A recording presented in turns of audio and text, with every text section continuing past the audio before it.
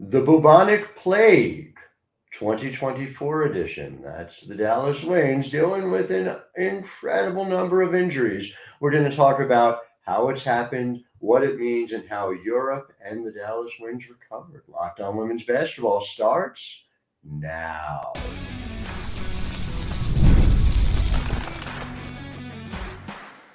You are Locked On Women's Basketball, your daily podcast on women's basketball. Part of the Locked On Podcast Network, your team every day.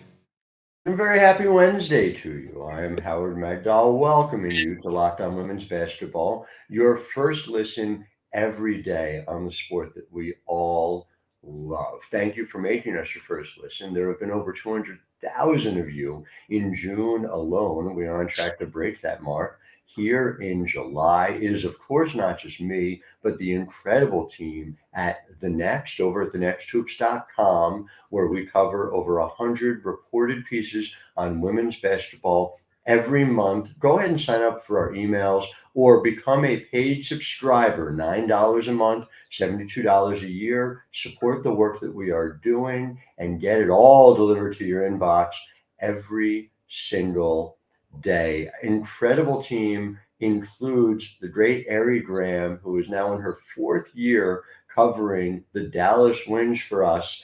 And I'd like this to be a happier occasion to be talking about Dallas, but it's been a rough go. We are looking at a team entering Wednesday's game 5-17 as of right now, would not be in the playoffs. And for a team that made it to the WNBA semis last year, had high hopes. I'm sure there's a certain level of frustration there in Dallas Winsland. But Arie, off the top, right? This team, and we'll get into what these injuries are. With the injuries they've had, it's not a realistic path to make the playoffs, no matter what else we're talking about in terms of roster construction, right? Yeah, most definitely. It's going to be tough coming from the bottom, even to slide into that A spot, unless some of these teams have some more unfortunate luck. But it seems like the other teams are, finding their stride, getting a little better, while, Dallas has had to constantly kind of take a little seat back, start over, try and get some more players in and, just learn things on the fly. So even when, players return, you still have to worry about them gelling, developing still. So it's like you said, it's going to be a tough path, not a likely path to the playoffs. I mean, the start, and just real quickly on that point, because it's a really good one, and we'll talk more about this in segment one, sort of the limitations that we're seeing with Dallas, but also throughout today in segment two, some signs of life out of the backcourt in segment three. Just what does it mean, big picture, for the Dallas Wings project writ large? But as you pointed out, you start the year without Satou Sabally. Satou Sabally was on my WNBA first team last year. The kind of breakout season that she had, trying to figure out a way to win without her, was already going to be such a challenge. Maddie Siegrist steps up. And again, there are some people who thought Greg Bibb overdrafted her. I was not one of those people. And you saw her efficiency-wise was at another level in her rookie year. This year she added volume to it, was really effective, and then broke her finger and is out now for the foreseeable future. Been a significant amount of time without Natasha Howard. Just the list goes on and on. I do think that internally there were some limitations placed on this team from the beginning. And I know I've raised this for you before. We talked off the air about this. The point guard issue has been one that took a long time to be addressed in any significant way. Dallas Wings are 12th in turnover percentage in the WNBA. There are only 12 teams. So how concerning is it that Dallas has been struggling to take care of the basketball? And how much of that is just personnel based? A lot of it just has to do with, who's in the place to lead the offense. If you have someone coming down running the point and they've had a difficult time, you're not going to have someone that's going to be able to distribute the ball where it needs to go, be able to feed it inside to Tierra McCowan, be able to hit Arike Ogunbowale where she needs to be, because there hasn't been enough time to have a point guard be with those players. Mm-hmm. As far as the turnovers, I mean, they had a little spotlight where they created 28 turnovers against Atlanta, and they got 38 points off of those, but that hasn't been happening very often. And, Arike has improved with, getting her steals and defense, but overall, it's just not there. I'm not saying there's a lack of focus, just a lack of chemistry that just needs to be there. I mean, and again, you talk about chemistry when you don't have continuity and things start to get very difficult to do that. Arike is obviously somebody who the Dallas Wings need to score. They need her to score more than ever, given all the injuries that are happening. And then to ask her to carry the load on the distributing side is asking a lot. And so I just want to, I talked about this before the season. I'm talking about it now. Veronica Burton, and somebody who I don't think the decision to let Veronica Burton go resonated as much as it should have. And so the stat I want to throw out there, and it kind of blows my mind. Last year, we know Veronica struggled from the field, below 30% overall and from three. It was just not going to get it done. And that needed to improve. However, 88 assists, 17 turnovers. You run a point in 555 minutes. That is super impressive in terms of being able to distribute the ball. And 88 and 17, right? Now you just compare that to Sevdi Uzun, who, and this is not an effort to rip Sev at all. She is a rookie coming into this league, trying to learn the league in real time. But Sev's got 87 assists now so far this year in a comparable number of minutes, 585 minutes, but 56 turnovers. She just makes a lot of mistakes with the ball. A turnover percentage north of 26 is not going to get it done. And we see that Dallas gets that, right? They bring in Odyssey Sims on a hardship deal. Odyssey is a veteran. Odyssey, by the way, is the best assist to turnover percentage on the team, 32-11. So far this year, she is a vet. She knows what she's doing. You wrote a terrific piece about Odyssey Sims. People can read it over at thenexthoops.com. And the problem is Odyssey's on a hardship deal. So by definition, by the rules of the league's roster construction, they're going to have to cut Odyssey Sims at a certain point once you get to 10 healthy players. So that's not a solution. Jacy Sheldon is learning the league on the fly. We're going to talk more about Jacy and her breakout in segment 2, but Jacy is not a clear lead guard at this point. I think she still has the potential to become that. She probably should be a 2, but point being is you got to go out there against the best the league has to offer night after night. Without that tool at your disposal, I mean, do you see a clear way forward for how the Wings find that form? Because like you said, and your most important point about making the playoffs is Chicago and Indiana are 8 and 7 right now in terms of the final 2 seeds, and they're on the rise. Yeah. So, I mean, like you said, they have, their continuity, their leadership. I mean, you hadn't had those injuries come in. Like Indiana, started off a little rough, but then, they got on a little run. They're getting going. It's just not having, excuse me, that point, that lead direction is going to be tough, especially once they have to release Odyssey Sims, because I do believe that she is just what this team needed in order to kind of stay together until players come back. But, not having her, it's going to be very, very difficult for Dallas to find themselves where they were last season, if at all.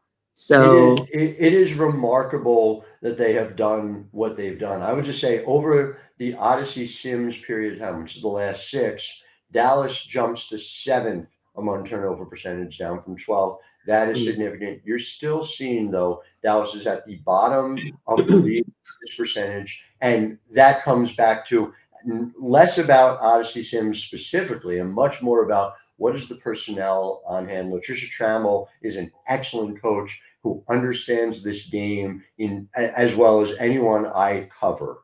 But you can only do what you can do with personnel on there. So we're going to talk about personnel, who is here, who is coming, what it's all going to mean for Dallas in 2024 and beyond in segment 2 and in segment 3. But back after this with Arie Graham of the Nets. I'm Howard Megdal. You're listening to Locked On Women's Basketball. Locked On Women's Basketball is brought to you by Game Time. And listen, we've talked about Game Time on this program before. It's important that you understand just how helpful the Game Time app is, not just for basketball tickets, although there are basketball tickets there. They tell you not only where you're sitting, but they give you a 360-degree view of it. So as I've talked about, my younger daughter is basketball obsessed. Very excited to see not just games, but where we're sitting during the times where I'm not there covering the game as a member of the media. Take her there and we have a good time. She's able to see how and why through Game Time. But last week I was away and we went to concerts, and it was the same thing where it's like, all right, what is the view of the concert? How is she going to be able to see Jason Mraz and James Taylor and the Boston Symphony Orchestra?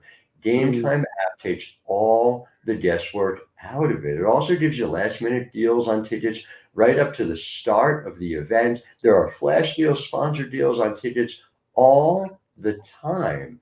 Game Time is how you do it. How do you get Game Time? Download the Game Time app, create an account, and use the code LOCKEDONNBA for $20 off your first purchase. Terms apply. Again, create an account and redeem code LOCKEDONNBA for $20 off. Download Game Time today. Last minute tickets, lowest price, guaranteed.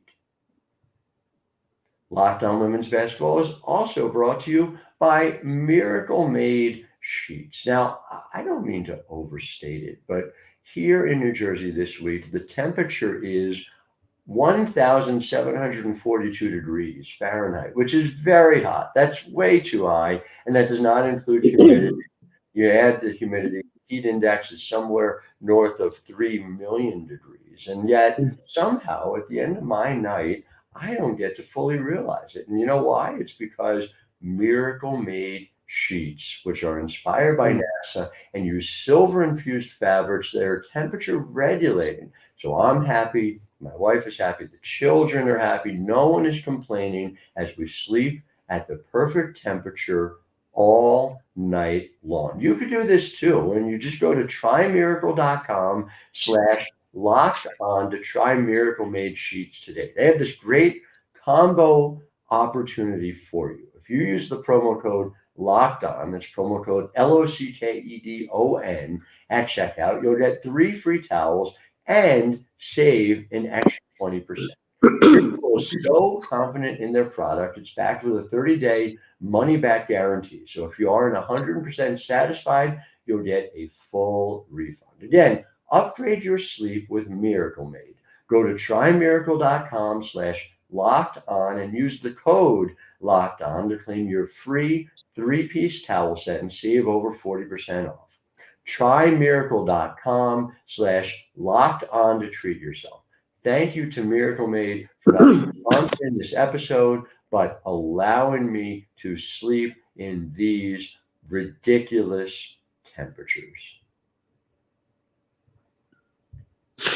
Back here with Arie Graham talking about the Dallas Wings. And so we do want, it's easy to get lost in the doomsaying, but I want to talk about some of the positives that we see. And one of them is obviously the work that Sev has put in and what we're seeing more from her of late, playing off the ball a little more, and cutting down on the mistakes. Is it fair to say you've seen a positive growth arc from Sev so far this year?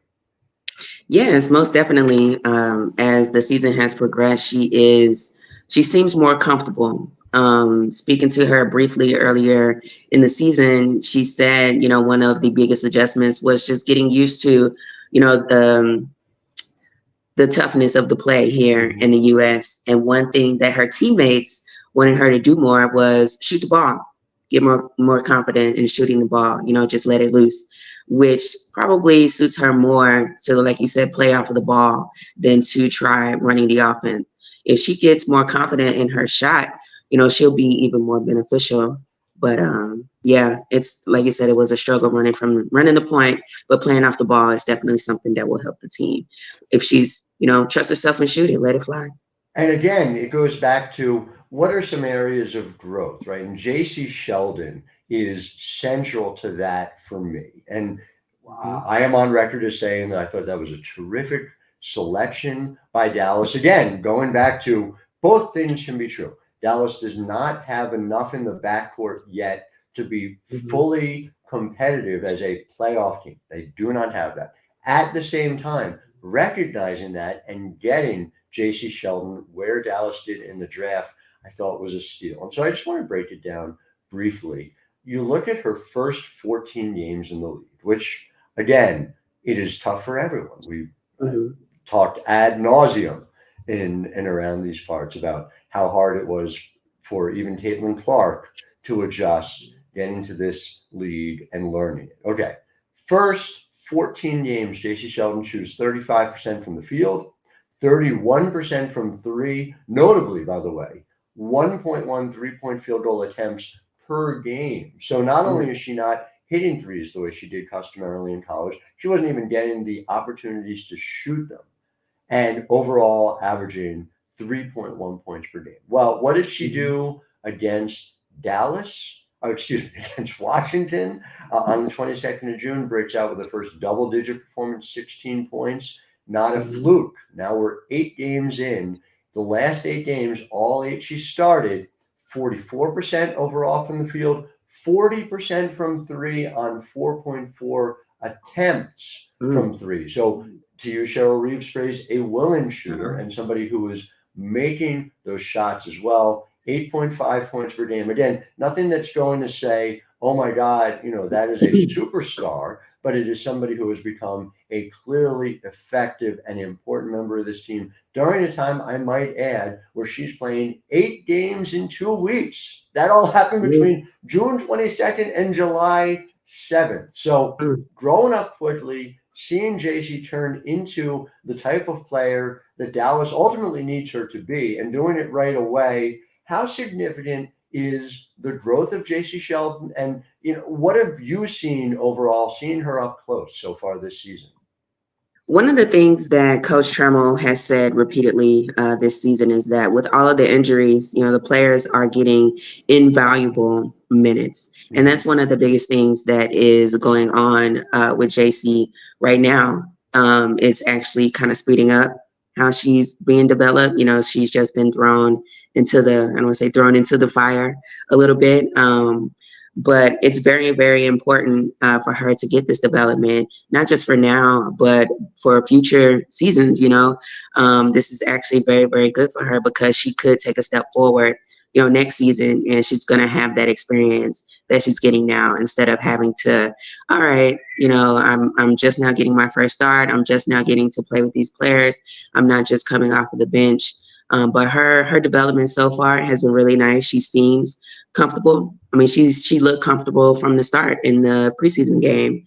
So I think, it's very important. And I've seen, the strides she's taken just watching her. She seems confident and comfortable on the court, and that has happened, very quickly. When we think about Dallas, and we'll talk a little bit more about this in segment 3, there's sort of 2 ways to think about it. And one of them is the short term. The short term is that Dallas is playing 2 more games ahead of the Olympic break. One is against the Los Angeles Sparks coming up on July 13th. The other against the Indiana Fever Wednesday, July 17th. These are teams that they are battling for, respectively, and depending on how you talk about it, lottery position and the playoffs in both of these instances, right? So winning those 2 games, especially following the wins against Atlanta, would get them to 7-17, which sounds like a problem, but actually puts them in fairly decent position to then get Satou Sabally back and make a run down the stretch. Do you see this as a team that's capable of doing that? Yeah, especially under a coach like Latricia Trammell. They definitely have, the confidence. It's just really right now, I mean, they're tired. This team is very, very tired. They don't really have a whole lot of energy right now. But when those players return, like Coach keeps saying, though, with those invaluable minutes that the other players are getting, it's going to be very, very good. This team will be a deep team once those players return. But being in that position, stringing together these couple of wins would be important. But it's not going to be easy. Let's see. Hopefully they'll be able to make it happen. Be fascinating to see, and again, how they get there and what it means for 2025 and beyond. We're going to talk about in segment 3. Back right after this with Arie Graham. I am Howard Megdal. This is Locked On Women's Basketball.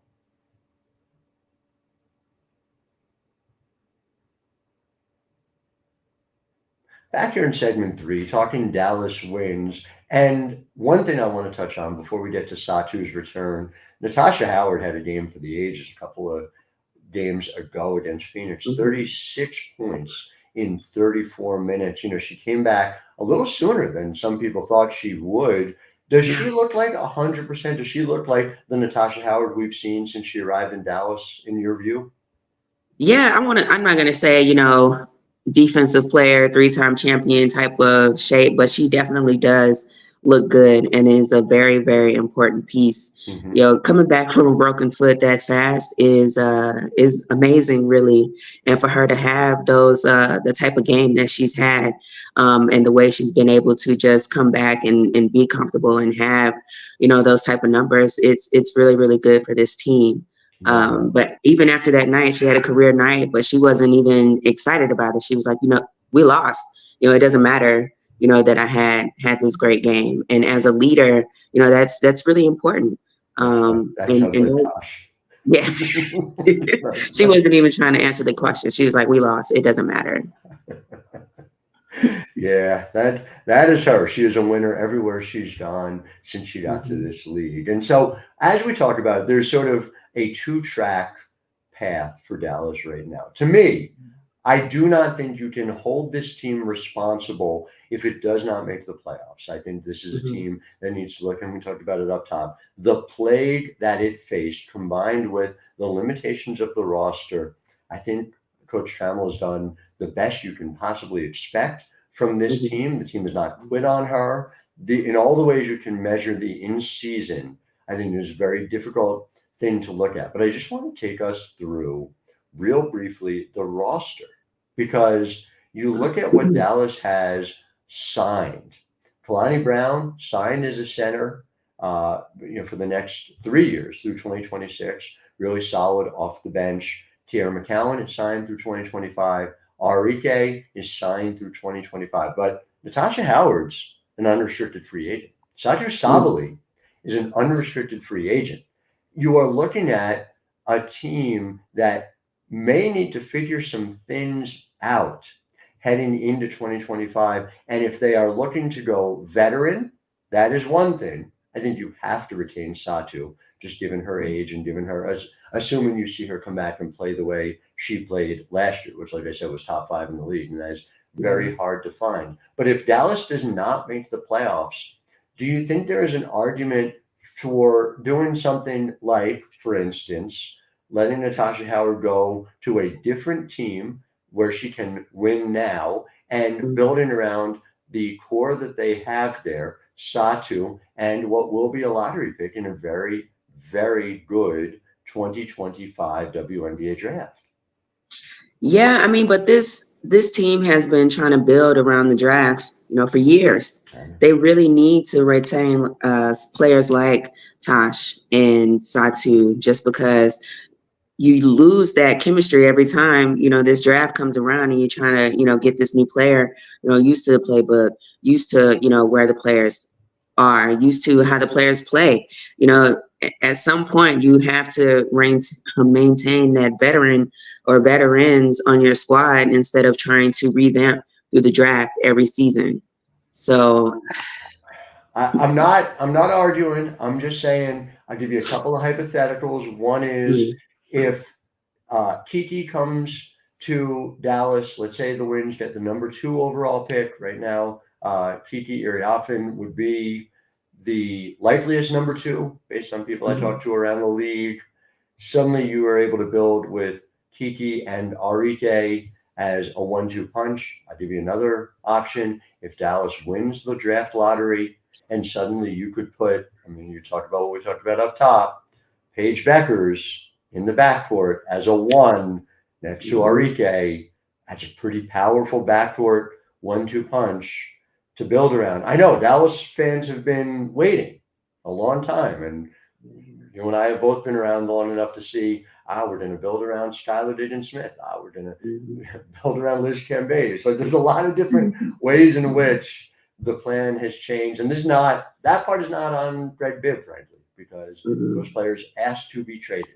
But at a certain point, I don't know whether this is the core to be able to do it, but continuity is key. Certainly allowing the coaching staff to be able to finish the job and giving Patricia Trammell the tools to do it.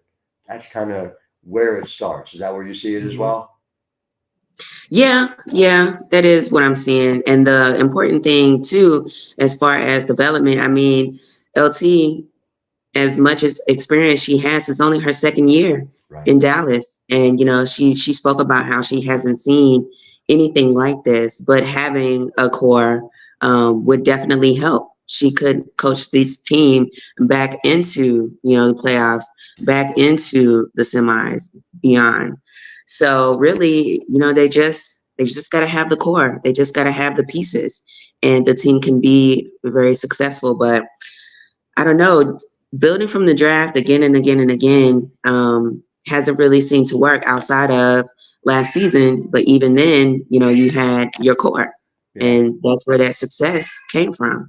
My thinking is some combination, right? Where if you can retain Satou Sabally and you pair her with an elite lottery player and Arike, and Maddie Segrist comes back and she is healthy, you still have her under contract for the next couple of years. Well, we also know that this league is headed toward a new collective bargaining agreement. If the players, as expected, opt out after the 2024 season, then the agreement would expire after 2025. Then Dallas could spend money. But the problem is, so can everyone else. And so Dallas needs to be the most attractive destination for folks to be able to come and sign. Going to be fascinating to see. Arie Graham, always delightful to chat basketball or anything else with you. Make sure you guys are following her, WNBA Love, on Twitter. It's the best handle I think there is on the entire platform. We'll be back tomorrow with you, as we are 6 days a week here at Locked On Women's Basketball.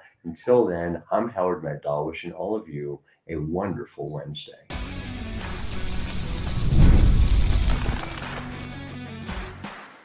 You are Locked On Women's Basketball, your daily podcast on women's basketball. Part of the Locked On Podcast Network, your team every day.